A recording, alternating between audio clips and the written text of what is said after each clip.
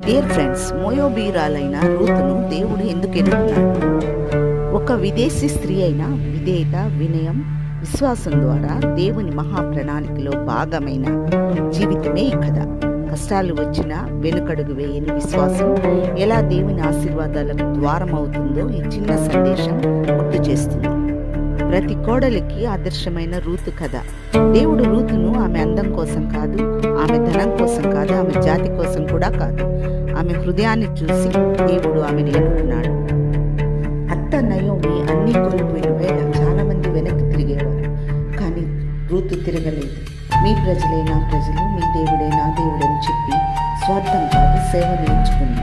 పేదరికంలోనూ కష్టంలోనూ అత్తను భారంగా కాదు ఆశీర్వాదంగా చూసింది. దేవుడు చూసింది కోడలతనం కాదు, కుమార్తెలా ఉండే హృదయం. అందుకే దేవుడు ఆమెను కనపరిచాడు.